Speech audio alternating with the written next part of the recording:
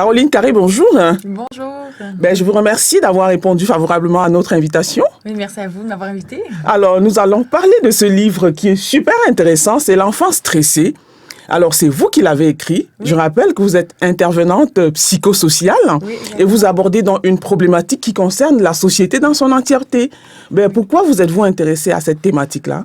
Mais en fait, ça fait maintenant 10 ans que je travaille auprès des jeunes et des familles. Puis le stress et l'anxiété est une problématique que je rencontre régulièrement.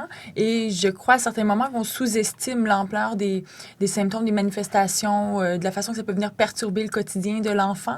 Donc, je jugeais nécessaire d'en parler, d'approfondir le sujet, mais surtout de parler à la fois et aux parents et aux intervenants en milieu scolaire pour qu'on arrime les interventions, qu'on ait une vision de l'enfance plus cohérente ensemble pour adopter des interventions qui vont être vraiment très aidantes pour l'enfant.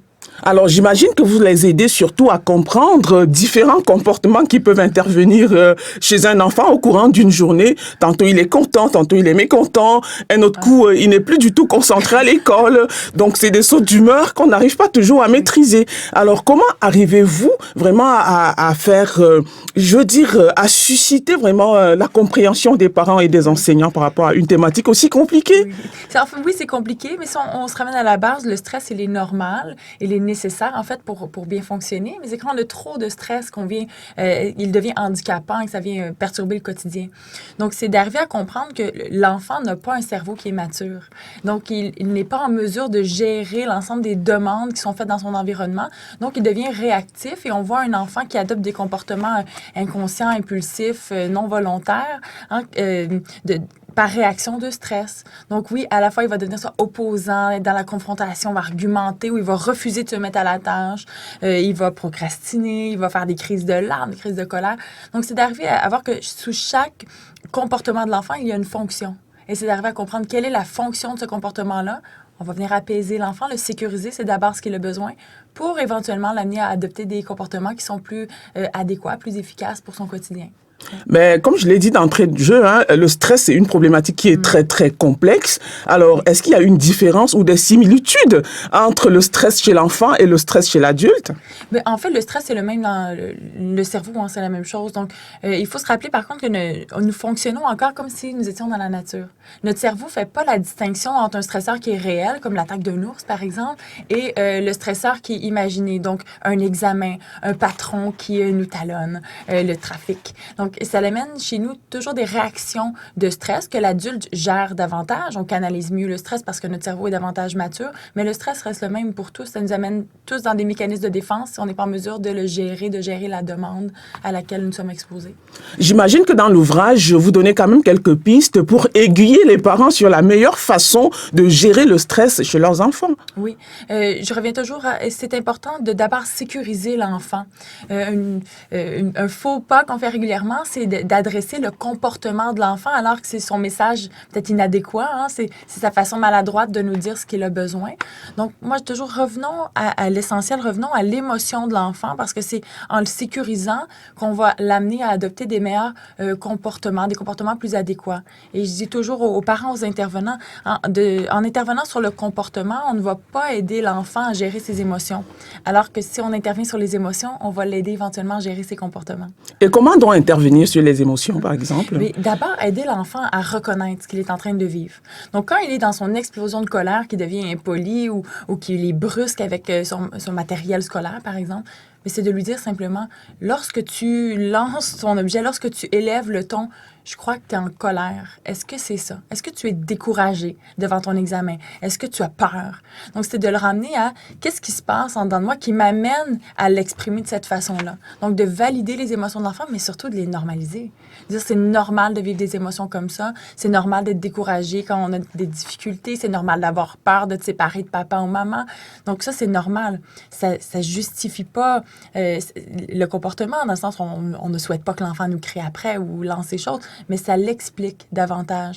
Donc, si on peut être indulgent dans la façon d'aborder le comportement de l'enfant, on va avoir un enfant beaucoup moins réactif parce qu'il va sentir qu'il peut se poser sur l'adulte qui l'accompagne. Vous le dites également dans l'ouvrage, le stress affecte les performances scolaires de l'enfant. Et donc, comment l'accompagner sur ce chemin-là? Comment faire en sorte qu'il travaille mieux à l'école? En fait, effectivement, un enfant qui est stressé, il va avoir de la difficulté à être attentif, concentré, parce que son attention est rivée sur l'objet de peur. C'est le peur, par exemple, d'échouer. Si son parent est en plein divorce, il est en déménagement. Donc, son attention va être redirigée vers cette menace-là, plutôt que sur Madame Josée, par exemple, qui est en train de faire l'enseignement en avant. Donc, encore la même chose, on va sécuriser l'enfant. On va l'amener à, si il refuse de faire la tâche, si pendant l'examen, il fait une crise de larmes. Mais des fois, c'est de prendre, je sais que c'est difficile pour l'enseignant parce que plusieurs enfants dans la classe, mais c'est nécessaire de prendre un temps avec lui pour lui dire ce qu'il est en train de vivre, l'aider à vivre son émotion. On ne veut pas distraire l'enfant de son émotion. On veut qu'il apprenne à la gérer. Et la meilleure façon, c'est de l'aborder, de la comprendre, de lui refléter. Dans l'ouvrage, vous introduisez également une dimension ludique pour accompagner l'enfant, comme la danse, les activités récréatives avec lui. Quelle est l'importance de cette dimension-là dans la prise en charge de la condition de cet enfant? Bien, en fait, pour tout ce que l'enfant fait, s'il s'est fait dans le plaisir, c'est beaucoup mieux, en fait. Il va l'apprendre davantage, il va l'intérioriser. Donc, le plaisir est nécessaire dans l'intervention. L'amour est nécessaire dans l'intervention auprès de l'enfant. Mais je parle, oui, effectivement, de la dimension du sport, de bouger, en fait, toutes les activités sportives, sans nécessairement s'inscrire au hockey ou s'inscrire à la danse. Là. C'est au quotidien, on doit amener l'enfant à bouger le plus souvent possible. Parce qu'en bougeant, on vient solliciter le système de détente de l'enfant. Donc, on l'amène à diminuer son niveau de stress. Donc, c'est très important. Et tout le stress qu'il accumule au courant de la journée va être éventuellement devoir être utilisé. Et le sport est une merveilleuse façon de le faire. Mais il est davantage question aussi de mettre l'enfant en confiance, de lui apprendre à gérer son stress. Oui, absolument. Puis c'est de là, je dis, plus on va apprendre à l'enfant à le reconnaître les signes aussi. Tu sais, quand tu as mal au ventre, quand tu te sens étourdi, quand tes mains deviennent moites, tu sais, c'est une réaction normale. Ça s'appelle du stress. C'est parce que tu as peur de ce qui va se passer, tu es inquiet et ton corps te parle. Donc maintenant, quand on a des signes comme ça qui nous permettent de le reconnaître, ça veut dire, prends soin de toi. De quelle façon là, je peux t'apprendre à prendre soin de toi? Moi, comme adulte, je vais prendre soin de toi aussi. J'ai une grande part de responsabilité. Mais maintenant, je vais t'enseigner certains trucs pour t'aider dans la respiration, la méditation. Le sport va aider l'enfant. Quand il reconnaît les signes, je vais aller bouger, je vais courir un peu durant la récréation. Ça va m'aider à diminuer mon niveau de stress. Donc, faire prendre conscience à l'enfant dès le plus jeune âge. C'est normal de vivre du stress. Et maintenant, comment on s'adapte à ce stress-là.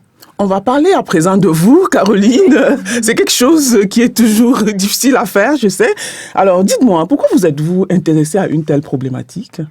En fait, comme je disais plus tôt, je le rencontre régulièrement. J'ai travaillé avec une clientèle très, très diversifiée dans les 10 dernières années. J'ai travaillé en milieu scolaire, en milieu hospitalier, dans plusieurs organismes communautaires auprès des jeunes en difficulté, des jeunes de la rue, des jeunes qui avaient un trouble de santé mentale, de déficience intellectuelle. Puis, dans chacune des clientèles avec lesquelles j'ai travaillé, je remarquais, percevais des symptômes de stress et je me rendais compte que lorsqu'on modifie l'environnement de l'enfant, qu'on prend conscience de ses besoins, mais les symptômes se résorbent parfois complètement. Donc, je me dis, il faut faire attention quand on adresse des difficultés de l'enfant, à savoir, est-ce qu'en modifiant l'environnement, en l'accompagnant, en choisissant des interventions qui vont le permettre de se poser, est-ce que c'est possible qu'on modifie son quotidien pour le mieux? Et les réponses ont été oui, constamment. Donc, je me suis intéressée au stress et à l'anxiété et par la force des choses, les gens se sont intéressés à moi pour aider les jeunes à accompagner au niveau du stress et de l'anxiété. Tout à fait. Disons, c'est un ouvrage qui est très, très riche, qui va puiser dans différents registres. On va dans le domaine de la santé, on va en sociologie, on va en psychologie. Est-ce que vous avez eu à, je sais pas moi, demander l'avis des spécialistes de ces différents secteurs-là pour pouvoir concocter votre ouvrage? Oui, absolument. En fait, j'ai écrit le premier jet et ensuite, je me suis entourée de partenaires tellement généreux, en fait, en neurosciences. Je passais du docteur Joël Monzé, par exemple, qui a soutenu toute l'écriture du chapitre au niveau du cerveau. J'ai eu le docteur Sonia Lupien aussi, toujours docteur en neurosciences, qui est la directrice fondatrice du Centre d'études sur le stress humain. Donc, j'ai eu une ergothérapeute, Patricia, qui m'a aidée, 2 nutritionnistes, Stéphanie, Cosette, donc des enseignantes aussi, une directrice d'école. Donc, j'ai été chercher un peu les intervenants qui gravitent autour de cet enfant-là parce que je sais très bien que c'est en travaillant tous ensemble qu'on va être en mesure d'aider l'enfant et d'adapter au mieux son quotidien pour qu'il soit en mesure de s'accomplir, de grandir, de se développer. Et il faut également souligner que sur le plan intellectuel, vous êtes très, très bien outillé pour rédiger un ouvrage aussi complet et aussi, je veux dire, inspirant pour les parents et pour les enseignants. Parlez-moi un peu de votre parcours universitaire. Oui, en fait, j'ai fait un baccalauréat par association de programmes. Donc, j'ai été chercher un peu ce que moi j'avais besoin, ce qui me rejoignait personnellement. Donc, j'ai fait un certificat en psychologie-sociologie, un certificat en intervention auprès des jeunes et un certificat également en santé mentale. Donc, à travers ce parcours-là, j'ai surtout eu l'occasion de travailler dans différents milieux où l'expérience terrain a été tellement gratifiante, tellement instructive et avec des professionnels qui ont été très, très généreux avec moi. Donc, ça m'a permis vraiment de développer mes connaissances sur le terrain et de voir de quelle façon maintenant on lie la théorie et la pratique. Mais je vous dirais que le meilleur terrain d'apprentissage a été mon rôle de maman.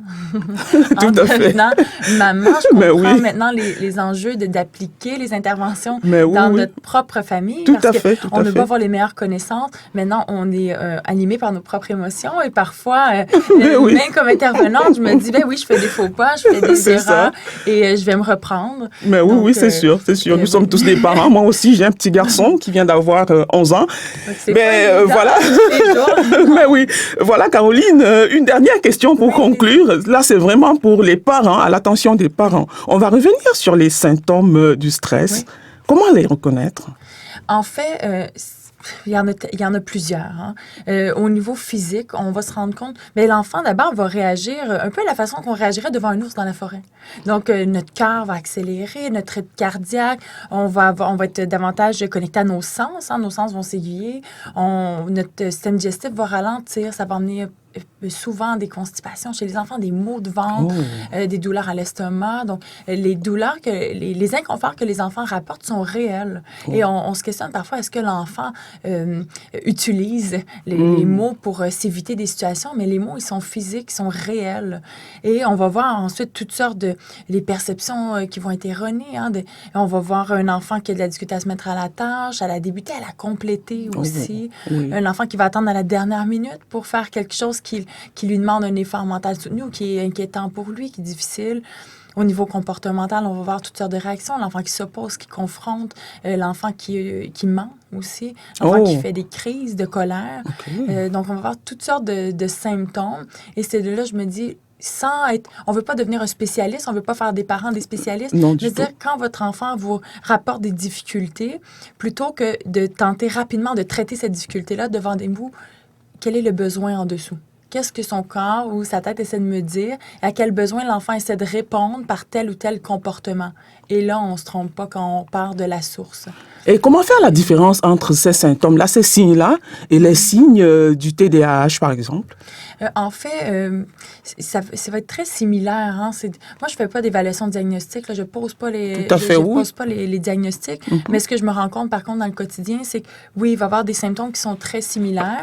Mais lorsqu'on choisit d'intervenir auprès de l'environnement de l'enfant, d'être dans la relation avec lui, on intervient directement, qu'il ait un TDAH ou pas, qu'il ait un trouble d'opposition ou pas, en adressant la cause, en revenant à la sécurité de l'enfant, on ne se trompe pas. Eh bien voilà, c'était donc Caroline Carré qui est intervenante psychosociale et qui a rédigé cet ouvrage formidable, L'enfant stressé. Où est-ce qu'on le trouve, Caroline? En fait, il est disponible dans les librairies, chez tous les Renaud-Bré, sur mon site web également, www.pasapa.ca et chez Septembre Éditeur également. En tout cas, je vous le recommande vivement. Merci beaucoup. Merci beaucoup. Au revoir.